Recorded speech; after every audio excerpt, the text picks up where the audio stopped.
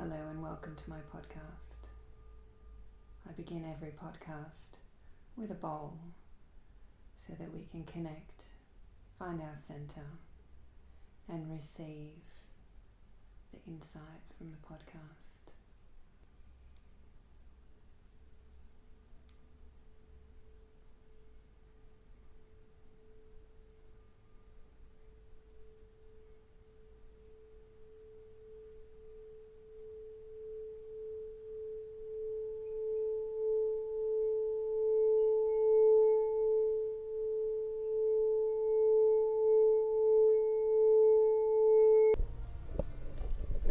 Hello and welcome to my next podcast. In my last podcast, I spoke about a death ceremony that I had performed recently on the winter solstice to allow the grieving process of an old relationship that was quite damaging to me. It's now been probably 5 days since I've done that ceremony, and putting attention into having a death ceremony on a relationship really draws to the surface a lot of my past and my history and my memories. It kind of opens up the space for it to bubble to the surface and for the wounds to come to the surface. And so it's a really healthy thing to do.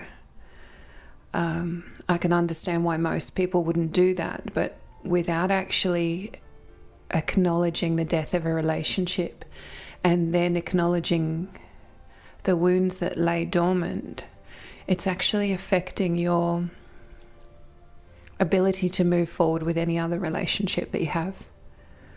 I know that's a strong statement, but it's actually true.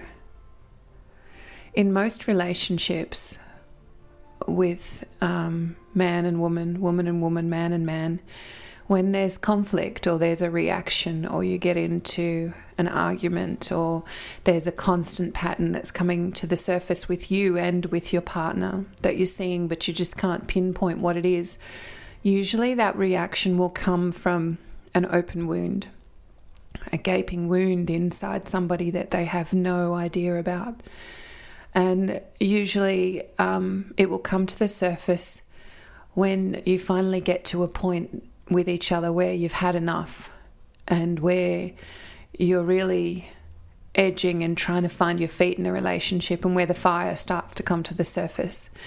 And usually people will go a few ways forward. They'll either say, I've had enough, and walk away and never look at it again and close the door on it, and then enter into another relationship and have the same issues.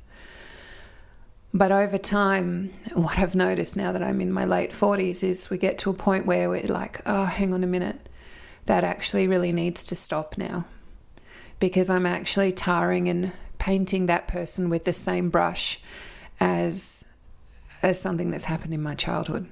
And it may not even be childhood, it may be teenage years, it may be in your 20s, it may be in your 30s, but it's definitely something that's affecting your relationship. So I'm a great believer of feeling into your body and embodiment practices, and most importantly, feeling into how emotions or the fire works through your body. And the only way that you can do that, yes, you can sit in it and you can feel it, but if you're sitting still, then your mind is going to be in overdrive trying to figure it out.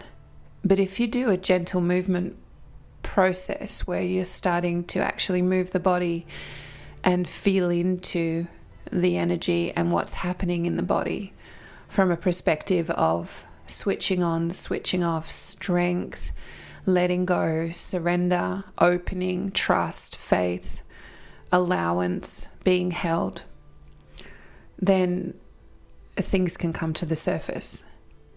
So where am I leading to? So we got to a point with my relationship with Tommy where we hit one of those roadblocks yesterday.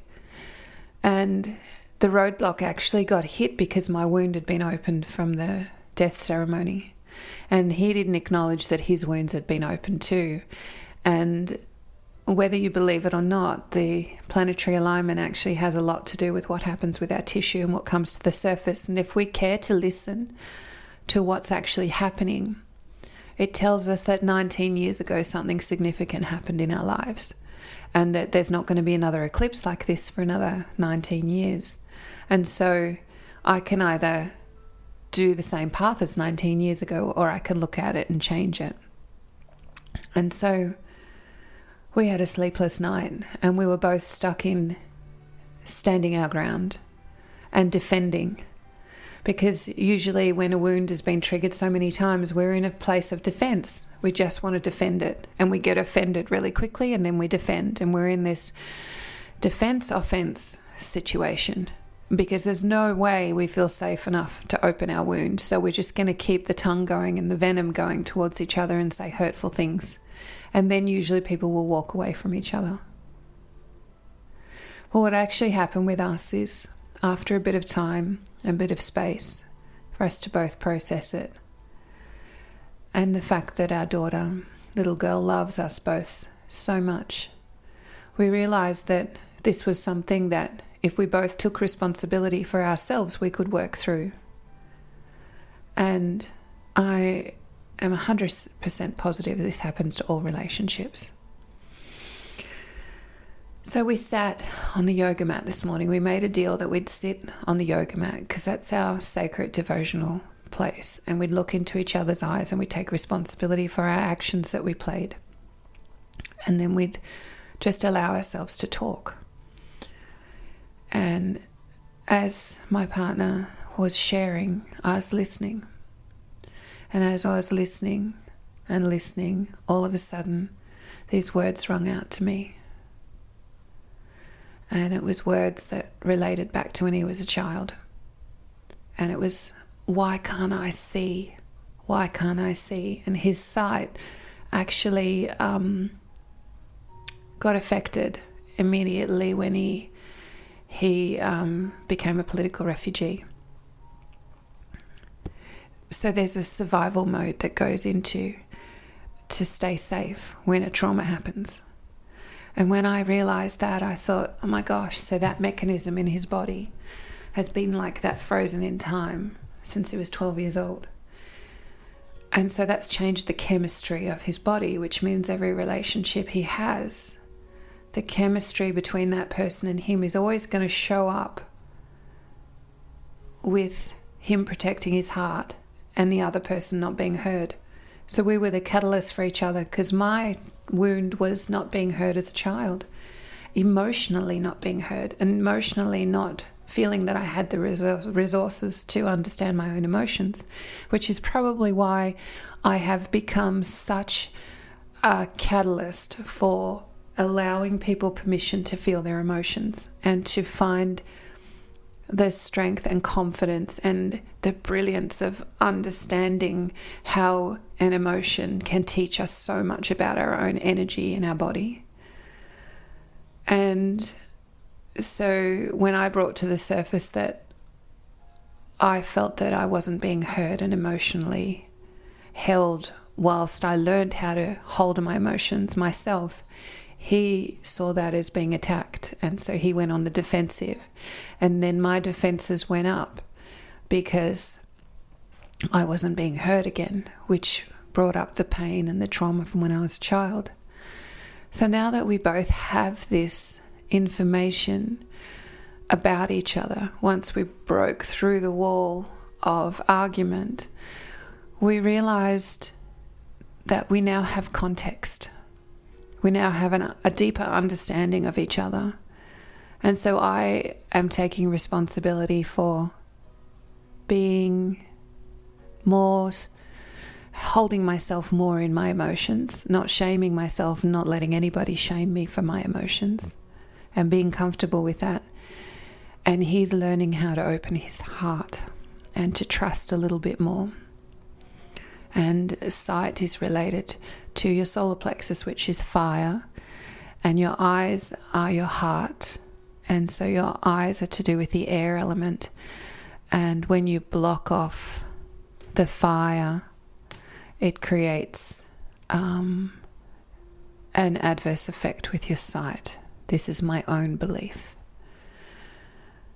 So whether or not that's true or not, we now know what we're dealing with, and we're being kinder to each other in that process. And I think that's what relationships are all about, with ourselves and with others. How can we look beyond the war or the reaction around our wounds and the fight and the offense and defense? And how do we really get to the root cause of it?